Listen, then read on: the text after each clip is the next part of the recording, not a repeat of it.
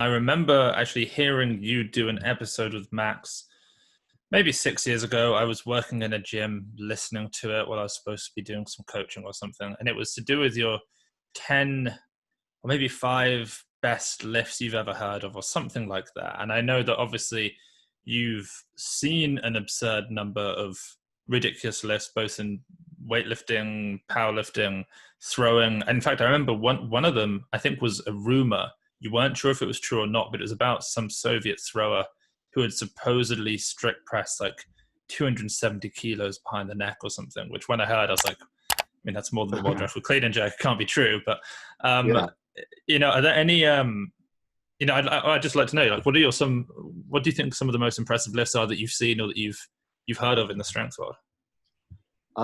So sticking, I guess, with the throwers, the one that you're alluding to is an Udo Bayer, East German shot putter who, when Adam Nelson was Olympic champion, the U.S. thrower, met Udo Bayer's coach in the airport once. He asked him, "Did you make any mistakes?" And he said, "Oh, with Udo, we make him too strong." And if you hear a throwing coach say that they made someone too strong, that's some serious shit. Udo Bayer, over 70-foot stand throw, so he could, just stand at the front of the ring and pretty much, win 90% of international competitions. I've seen it attributed to him as a 400 kilo for 4 or 5 half squat. So the way that squats get referred to in the track and field world is very diverse. Half squat could mean, some people would mean a halfway down, so to parallel, where a full squat is all the way down. Other people would mean a half squat is halfway to parallel. Based on a 340-pound dude with like a 3.4 meter standing broad jump, I'm inclined to think that it's half squat is halfway down, like parallel squat. Then there's talk of like 270 to 300 kilo, overhead pressing numbers for him. Dylan Armstrong is a Canadian shot putter, has heard attributed to him a 240 kilo power clean. Oh my word. Yeah, That's there's a filthy. video of an American shot putter, Mike Stoltz, the 92 gold medalist in the shot put in Barcelona, like just missing 230 kilo power clean, but I mean, it's there. And just like this grainy video in like a basement gym at Texas A&M. So throwing world, those are some of the more impressive ones. I mean, if you want to have your mind blown, you just watch, Joe Kovacs, the reigning world champion. Any of his videos, I think he squatted 350 for 10, I think, fairly recently, 320 or 350 for 10, no belt. I've been told that he's deadlifted 400 kilos, power cleaned over 210. Just phenomenally powerful athletes. On the powerlifting side of things, someone who, had a very short but bright career, and, if people have only been following powerlifting for 3 or 4 years, they might not know the name Derek Kendall. Derek Kendall is one of the nicest dudes that I've ever met, one of my favorite people in powerlifting, and just an absolute mutant. 650 for 15 front squat. I front squatted 400 kilos. And I remember that. Yeah. Like I know in one workout he did the 675 for 15 squat and then 600 for 15 front squat in the same session. Like 275 for 40 seated overhead press, 550 for 2 seated overhead press. Just an unbelievable specimen. So big, so jacked. Yeah, he was amazing. Yeah, and someone who's also like a sports enthusiast and knows a lot about, many different sports. Do you have like a top 5 kind of like athletic performances of all time? And if it's like a certain like track time or throwing distance or something like that, just things that stick out as like the last few decades, just insane athletic performances. Dwayne Chambers box jump in the first ever Juggernaut video on YouTube. that thing was filmed on like a flip phone. Yeah, a little Nokia. Yeah. Nokia, yeah. And so, yeah, I guess some ones that stand out. I mean, Usain Bolt 958 is so far beyond what anyone else has ever done. That's way up there.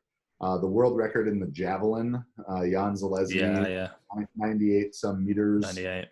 He has like 7 of the 10 farthest throws ever in the world. And from a guy who on paper would not be your top overall draft pick in the javelins, like 5'8", 5'9", 80 kilos body weight, where most of those guys who are really successful are more like 6'3", 6'4", 100 kilos. So for him to have the longevity of success, 3 gold medals and a bronze, something like that. I've been told that Jan Zalesny could do a pullover, barbell pullover laying on the bench with 140 kilos, so almost double his body weight. So I do NFL Combine coaching stuff, and the pullover is something that I like to use with the quarterbacks. This year I got to train Joe Burrow, the number 1 overall draft pick, and you better believe when the first day that they do pullovers, I show them javelin videos. I said, you see this arm speed? You see this arm strength? Pullovers. This guy did 140 kilos, while they're doing like 35 kilos or something. But those ones stand out. I mean, the 2019 World Championships in the shot put, I think maybe the single greatest athletic competition, in that it had 3 throws, or 3 different throwers go 2290 or further, 2290, 2290, and 2291, which were like the 3rd and 4th farthest throws in the history of the sport. And it happened on the biggest stage possible in track and field. So yeah, those ones really stand out to me. With the combine coaching stuff, we did a podcast this year about like the top combine performances of all time. I can't remember which one I had as number 1, but just even at the combine this year, the numbers are just getting ridiculous.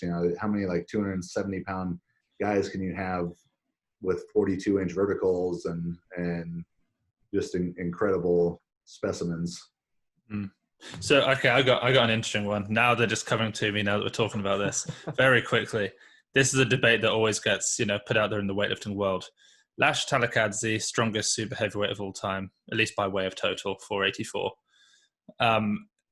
People always say, I think even Zach, who you're good friends with now, he did a video on, I think Lasha is the strongest person in the world or something. I don't know at this point whether it would be too late for him to convert to something like powerlifting and become, that world champion. I don't even know if he would have had it in him. But if he was to start again between powerlifting and throwing, he's just so absurdly explosive. Like, which path would you push him in if he was going to try and become the best at something else outside of weightlifting? Yeah, I mean, I think his body lends itself much more to throwing than it does powerlifting. He seems to be very long-armed, which is shocking for the best weightlifter ever. But very helpful for throwing, where it could be a detriment in the bench press. So I'd go throwing. And like I said about my own regret of not going throwing to weightlifting to powerlifting, if the throwing didn't work out, then he could switch to powerlifting after. He's got plenty of time to still be good at that. Awesome. Nice one. Well, thank you so much. Now, Chad, if you don't mind, do you mind if we go through some of these?